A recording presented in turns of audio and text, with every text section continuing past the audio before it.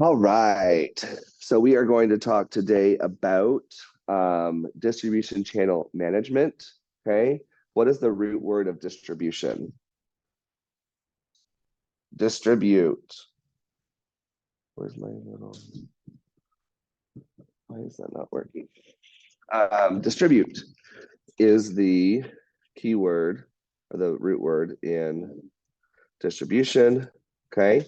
And so basically, this is how we distribute our inventory.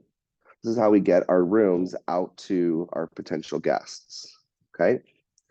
So, of course, as a revenue manager, we want to use the distribution management channel that produces the highest revenue, whatever's going to give us the highest revenue. Okay. Also, as part of bringing in the highest revenue, that also goes into the effect of being cost effective. We're going to talk about online travel agencies a little bit today. Okay. And then also being easily controlled is also a key component in which channel do we utilize. Okay. There we go. Now it's working. All right. So we have direct and indirect reservations. And they all kind of involve different types of distribution management or distribution channels. Okay. So direct, what does it mean to go direct? Straight to the source, right? So in this case, we're talking about renting hotel rooms, making reservations. What would be an example of going direct? Okay, from the hotel's website. Good. What else? Okay, using their app. In person, absolutely. Just walking in and saying, hey, do you have any hotel rooms tonight? Like, what's your rate for tonight? Okay, we still do get walk-ins. As much as technology plays a role in people's lives, we still do get walk-ins that ask, okay? Indirect would be anything that's not directly to the hotel, using a different source. So what are some examples of different sources? Expedia, so online travel agencies, OTAs, what else? Yeah, so travel agencies would be like a person. Yeah, so a travel agent versus an OTA, which is an online travel agent, right? They're still, the guest is booking with them. That would be indirect, okay? So we talked about this already, website, app, and whatnot. We talked about a couple of third-party intermediaries, so travel agents, online travel agents. We also have meeting planners, okay? So meeting planners work with groups and corporations, whereas travel agents typically work with the leisure market, people traveling for vacation, okay? And so we can use voice, GDS, and the internet, okay? So voice obviously is calling over the phone. And let's talk about, surprisingly, again, just as much as technology plays a huge role in what we do, there are still guests that like to call the hotel. I think the book, is it up here? I think I finally edited it out of this slide. The book talks about faxing the hotel. And I'm like, I don't think people fax the hotel for reservations anymore. Um, but they also, in addition to calling the hotel directly, they can also use a central reservations office. Okay. What is the central reservations office? What does it sound like? It's a call center. Okay. So when you call, let's say you call Marriott, okay, you may not be actually talking to somebody at that hotel. You may be talking to somebody in a call center. Or now you may actually be talking to somebody who's working from home and they're just set up with their computer and they have their headset and they're answering phone calls and making those reservations. Okay. Now, I believe with Marriott, there is a fee that is associated.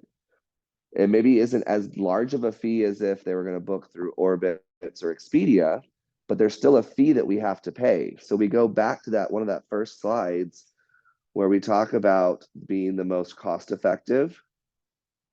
Okay. So sometimes the front desk agents get really busy, right? There might be a line of people waiting to check in or check out, and they're really busy and the phone is ringing. Sometimes they have the option, I'm going to pick up that phone and say, can you please hold, and then transfer them to the central reservations office. And that guest has they know no difference that they've been transferred to a call center. They're just going to make their reservations, okay? But there's a fee for that. And so if we start seeing that we're starting to pay those fees a lot just because our front desk agents are getting lazy and don't want to actually take reservations, well, then that becomes an issue, right? Because it's eating into producing the highest revenue. And so we want to make sure that we're paying attention to those trends. Like, are they sending them to the call center because they really need to, or are they just sending them to the call center because they don't want to take a reservation over the phone? Now, what is one of the downsides of using a central reservation office from the guest's perspective?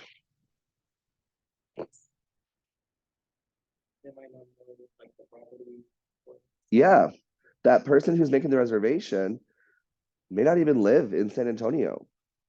So if the guest starts asking them questions about San Antonio, they may not know the answers to that, right? Is it close to the Alamo? Well, they're going to have a fact sheet about the property, right? But that fact sheet is the same thing that guest can go online and find, probably reading off the website in most cases. Yeah, so it's like be less personable. And so, it's important as people started using call centers more and more, they realized that those agents, those reservation agents, are just as much salespeople for the hotel as they are for the brand in general. And so it's important that they really try to help them have the tools that they need available to be able to sell the properties appropriately. Okay. And so one thing that I thought was really interesting is this bullet statement right here. Okay. Even though the volume of calls has decreased, the conversion rate has risen. So what does it mean by conversion rate? What do you think it means by conversion rate?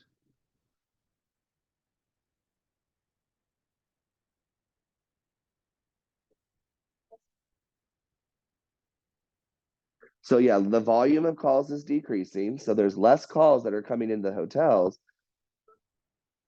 but they're booking more with them. Absolutely, that conversion rate has increased because, again, like Audrey said, the personalization of it. It's more personable. You're talking to somebody versus going online. You don't have that personal connection. You may have done some research online and figure out which hotel you want to call and which hotel you want to stay at, and you're going to call to get that right, make the reservation. So that conversion rate of people saying yes, I want to book, or no, I don't want to book, has increased, even though the volume of calls has decreased. That tells you that there's still people that really need that. You can't just throw away the telephone. You still need to have that way for people to reach you. The GDS, okay? The GDS is the global distribution system. And GDS is primarily used by meeting planners, okay? Primarily used by meeting planners, travel agents. They're the ones who have access to the GDS. The GDS is kind of like Orbitz and Travelocity and Expedia, but it's on a much larger scale. The travel agents have access to flight information, flight cost, airlines, hotel, rental cars, hotels. They have access to all of that.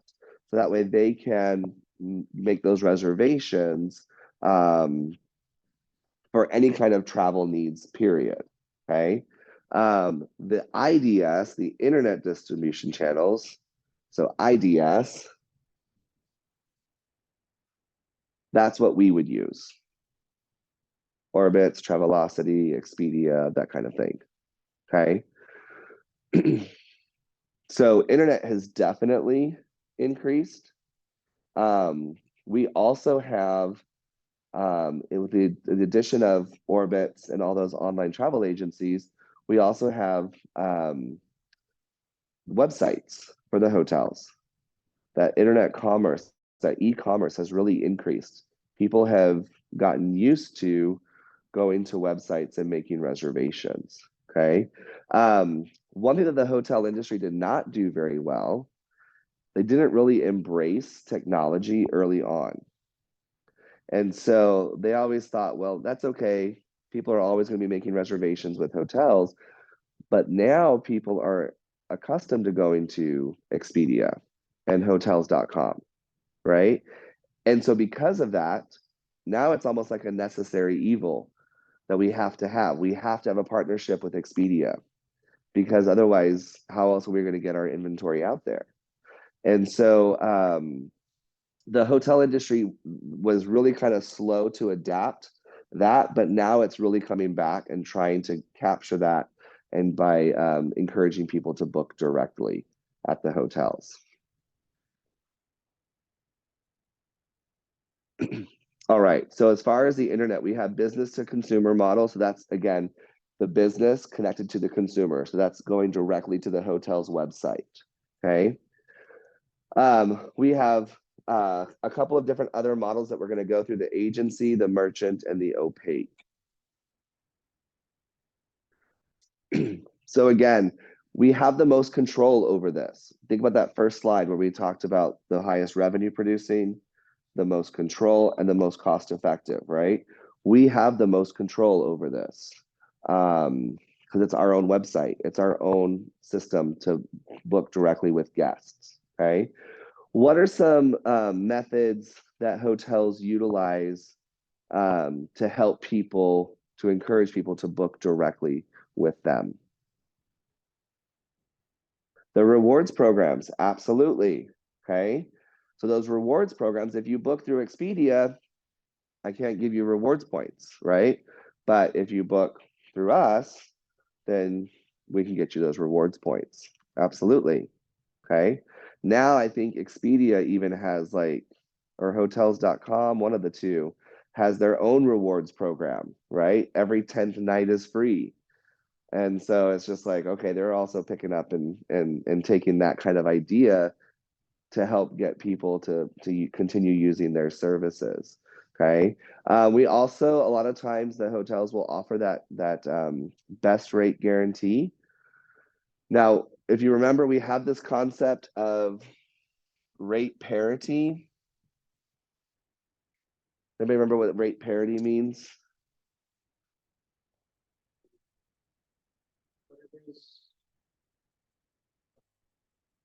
Whatever's cheaper on your website is going to be on the top velocity. Yeah, absolutely. So whatever the rate is on the OTA should also be the rate on our website. That rate parity is the same. That way the guest doesn't feel like they're getting cheated one way or the other. Okay. And there's a way around that to lower our rate, and we'll talk about that in just a minute. Okay. So in order for this model to work, we first have to be able to provide our information. The guests have to be able to find us, okay? And so most people are going to do some kind of a hotel search. They might do like a search for city in San Antonio or a hotel near SeaWorld or Six Flags or whatever. And so with that, we want to make sure that these important keywords are in what we call search engine optimization. Is anybody not familiar with search engine optimization?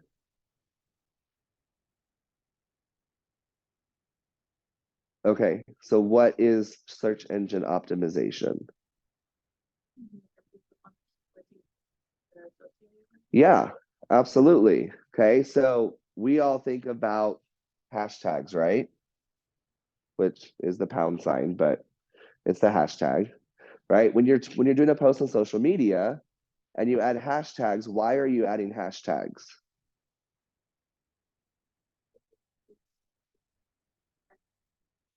Okay, yeah. So if I'm looking for something specific, I can type in a word in a search and it'll pull up all of those posts that have that hashtag, right? So if we have a specific hashtag, like for example, let's go to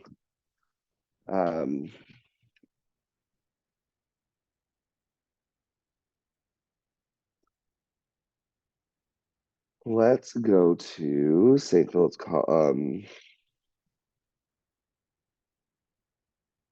oh crap, I don't remember my password.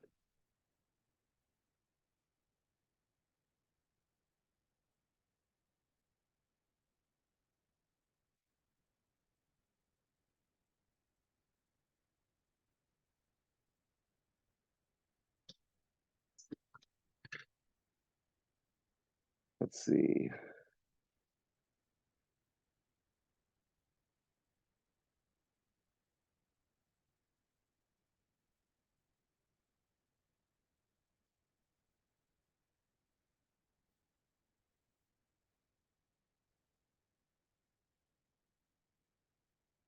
Seven oh six 860.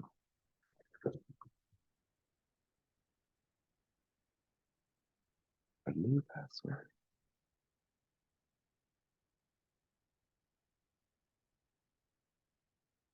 I just realized you all can see my password. All right, I will have to change that. Luckily, I was not sharing the screen. That would have been even better, even worse.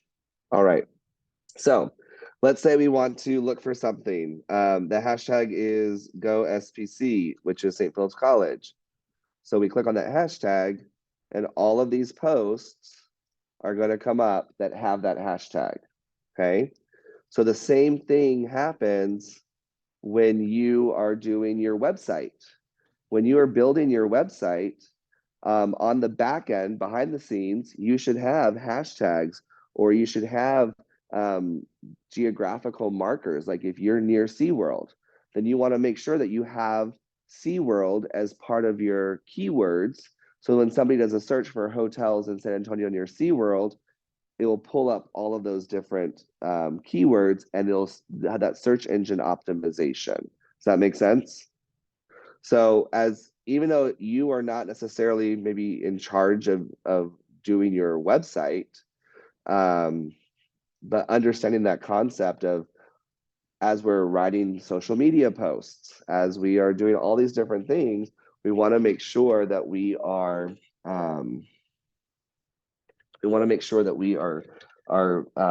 keeping track of how people can reach us. So make sure. Okay.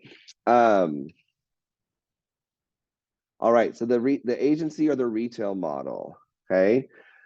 This is where the hotel is just gonna pay a commission for each one. Now, this one, this agency model gives the hotel more control. Oops. This one gives the hotel more control over the price because they're just paying a commission, okay? Oftentimes though, the agency model benefits the hotel. We still kind of retain a lot of control.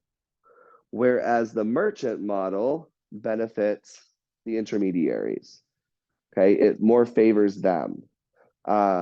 Because essentially what happens, the merchant negotiates a discounted price. Okay.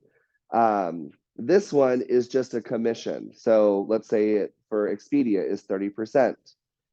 So if my best available rate is $100, then I'm going to give Expedia 30 and I'm going to keep 70, right? But here, the merchant negotiates a discounted price. So they could say, okay, well, I want to, I'll buy your rooms for $85. And then they could charge $125 and make $40 off of each room. Okay. So the agency model is what the hotels prefer because we have more control over it. The merchant model benefits the intermediaries. And the third one, well, the hybrid kind of does both, but the other one I want to talk about is the opaque model. Yes. Well, it could be anybody. Any intermediary can take part in the merchant model. Yeah. And so you think about it, just like Hyatt has multiple brands under them, under the Hyatt business, there's multiple brands like hotels.com, Expedia, I think Travelocity, I think even hotels.com is all under the Expedia umbrella, right? So they have different brands that fit different models. The opaque model, which is Hotwire. Anybody use Hotwire lately? I didn't realize it's still a thing until I Googled it, but it is. Um, but Hotwire is an opaque model. Okay. What does the word opaque mean? You can't see through it, right? This wall is opaque. That window is translucent. I can see through it. This wall is opaque. I cannot see what's on the other side. The same thing happens with the opaque models when it comes to the OTAs, right? Um, with the opaque model, I'm going to go ahead and book for a 3-star hotel in downtown San Antonio. I don't know what 3-star hotel it is, but I'm going to get a 3-star hotel in downtown San Antonio. Okay. And then after I pay, I get an email that says your reservation is with this company or at this hotel, right? I don't get to see what I'm actually booking. But this is a great way to preserve that rate parity, right? Because rate parity, again, the same rate that's on the OTA should also be on our website. So if I have a lot of inventory that I want to just dump and get rid of, I want to make sure I'm at least getting money for it, right? They're going to buy it. We can preserve that rate parity because they don't know which hotel they're going to be staying at. They're going to buy a hotel for $85 a night, but they don't know which one it would be. Even though our rate is $125, they're going to buy it for $85. Okay. Um, so any questions about the 3 different models? No? Okay. So let's go to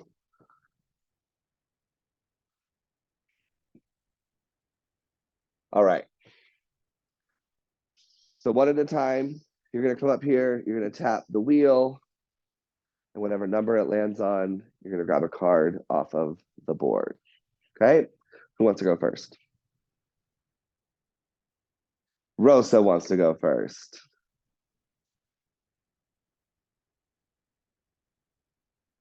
Yep. So whatever number it lands on, just grab that card off of the board.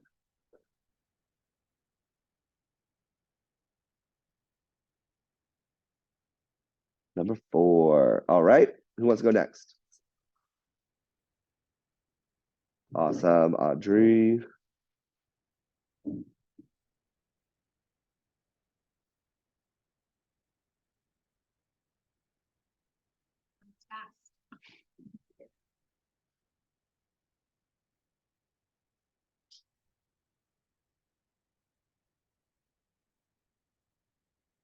Number 1. Awesome. Okay. Victor. Excellent. We'll do it symmetrical. 2 women, a male, and 2 women.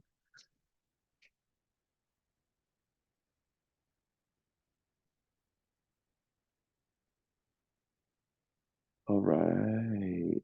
Number 2. Okay. Cecilia.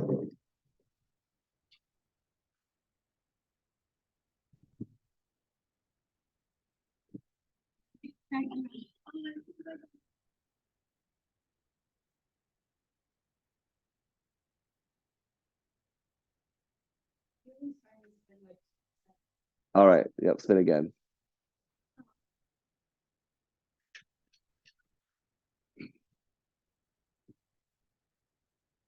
All right. Number 3. Excellent. Emily, come on down.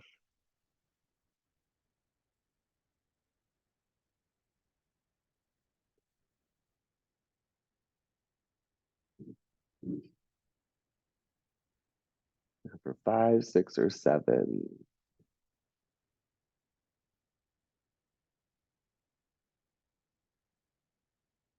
Number 4. Here, let me do this. Hold on 1 second.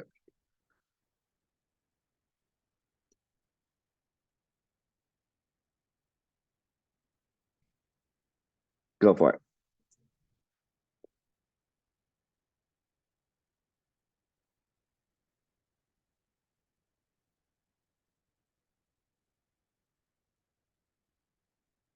All right, number 5. And then I am going to grab.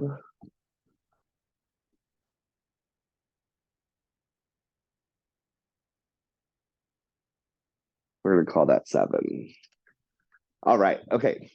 So on the back of your card, you have an online travel agency, an OTA, okay? I'm going to pass out a sheet. And what I would like you to do is, let's go ahead and do, since we're going to do both, let's do just the first 5, okay? I know there's room for 10, but let's just do the first 5. So what you're going to do is you're going to log in to that OTA, to that website, and you're going to do a search for hotels in San Antonio for May 1st through May 3rd, okay? Then you're going to, in 1, 2, 3, 4, 5, go ahead and write the first 5 hotels that come up. Actually, let's go and do let's do the first 10, okay? And the rates, the rates of those, okay? And then once you do that, then I want you to actually go to the website of that hotel and do the same search parameters, right? May 1st through May 3rd, and see what their room rate is. And then that way you can tell whether there's rate parity, if it's the same or not, okay? Questions, comments, concerns? And then we're going to compare results at the end. So let's take about 15 minutes for this, and we'll come back. We can look at these. So hotels.com had parity of 6 and non-parity of 4, which means that the rates were different on 4 out of the 10, okay? Now let's just take a look really quickly. Actually, let's do this. There is, anybody not familiar with conditional formatting of Excel? Conditional formatting, okay. So basically, what I'm going to do here is I'm going to do conditional formatting. I'm going to highlight cells. If the text says false, I'm going to highlight it with light red with a dark red filling. And then I do the same thing, conditional formatting, text that says true, I want it to be green. That way I can just very easily see where's true and false. I don't have to like try to read it, right? So now I can look here, the false, this benefited the hotel. The lower rate was the hotel. Here, the lower rate was in the OTA, and here it was the hotel. Now, the one that has the most non-parity was Kayak. It looks like, well, Kayak and Priceline both. So, and did they all benefit the OTA? I don't think so. There was one. That's OTA, that's hotel. No, that's OTA. That's hotel. Hotel. OTA, OTA, OTA.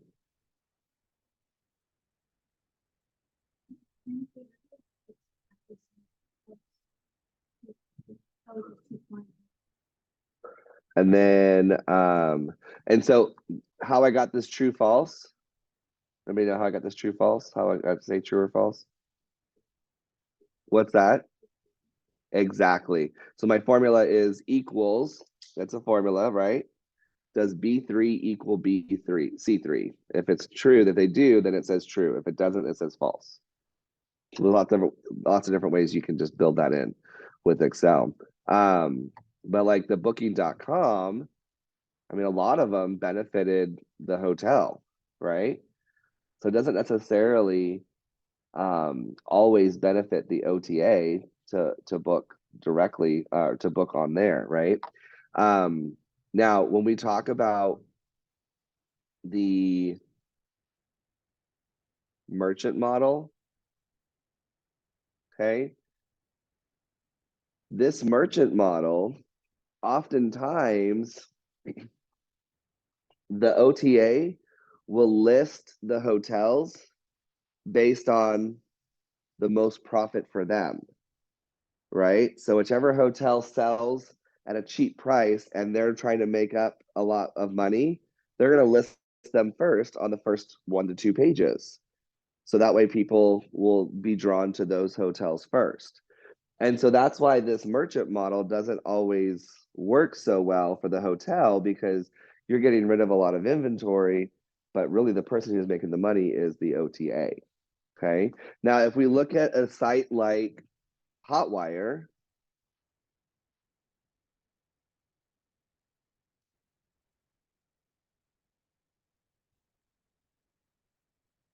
and we do San Antonio,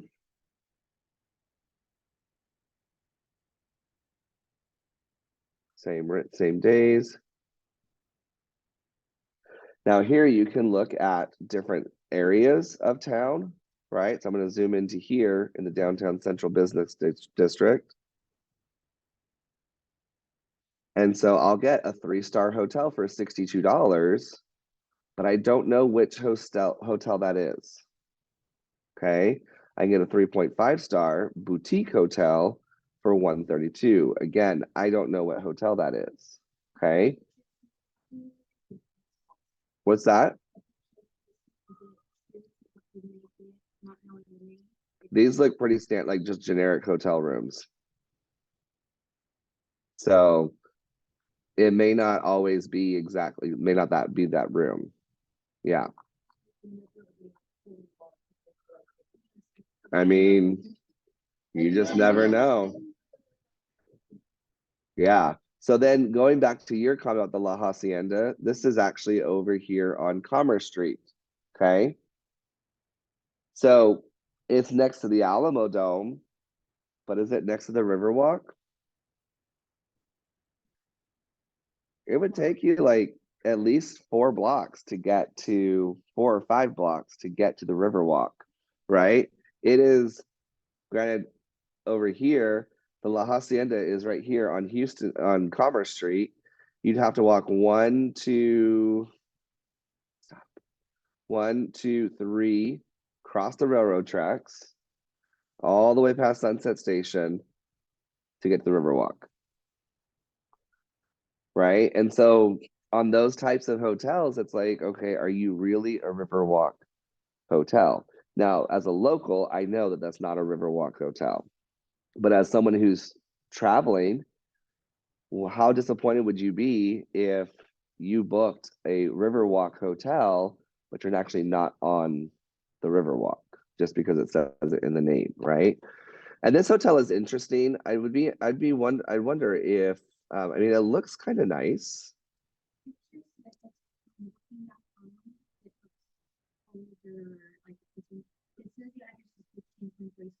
Yeah, yeah.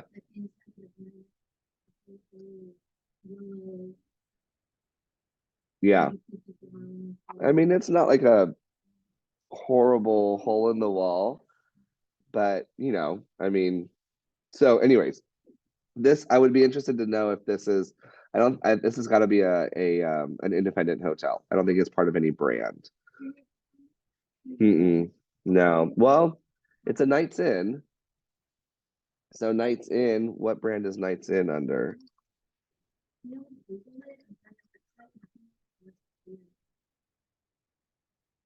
I don't know if Knights Inn is under something else. Red Lion Hotels. Okay. And they own, I feel like they own other brands as well.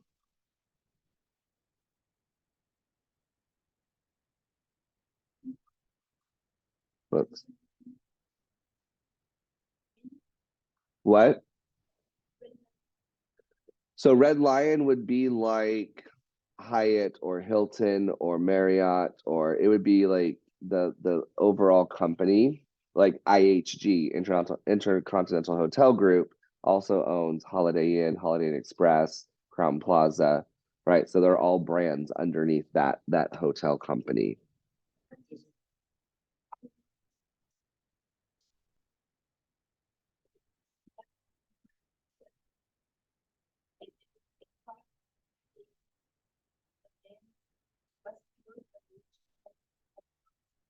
Mm.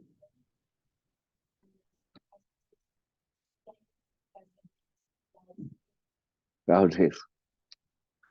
Um, say that again.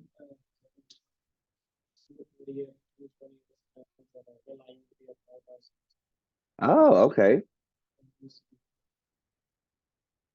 Okay, gotcha. So part of Wyndham before, and then Sonesta. Okay, that's interesting. Cool.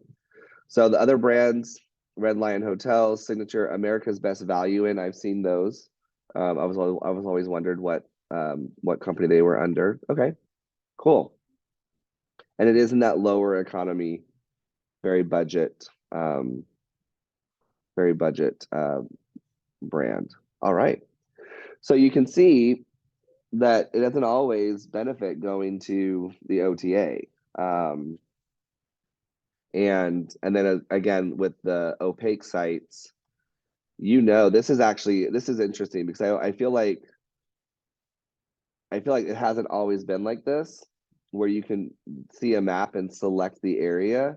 You literally, I've only done Hotwire one time, and it's not because it was a bad experience, but I just had a gift certificate that I needed to use, and so I used it when I was traveling back in 2016, and I just lucked out. Like I was in Scotland, and so I went to the city that I was going to, and I booked it. I was like, okay, 3.5 stars, that's good, whatever. My gift certificate will cover it. I don't have to pay anything out of pocket. And then it turned out that the hotel that I was in was a boutique hotel, and it was really nice. And it was right across the street from the theater of where I was going to go see a show the next day. So it like totally worked out perfectly. But sometimes it doesn't work out so perfectly, right? You're miles away from where you want to. So I think this is interesting that they have this where you can actually select a general area so you know where your hotel is going to be. That's interesting. All right. So any questions about online travel agencies, distribution management of the distribution channels? Any questions, comments, concerns about that?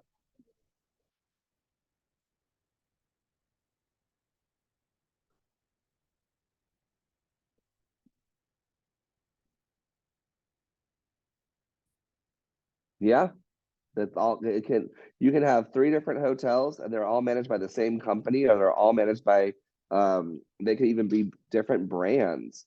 So we have companies in San Antonio like Baywood Hotels, and Baywood has Marriott, Hilton, and I think even IHG in their portfolio. So yeah, yeah. So in that case too, it actually is kind of nice because when we talk about if we're oversold and we have to walk a guest, I may walk somebody to my own property, right? So I'm not having really necessarily to pay anybody, a different hotel company to put that guest up. The guest thinks they're going to a different hotel, but in reality, it's the same company, the same ownership. So, all right, so let me stop this and we'll talk about chapter 12.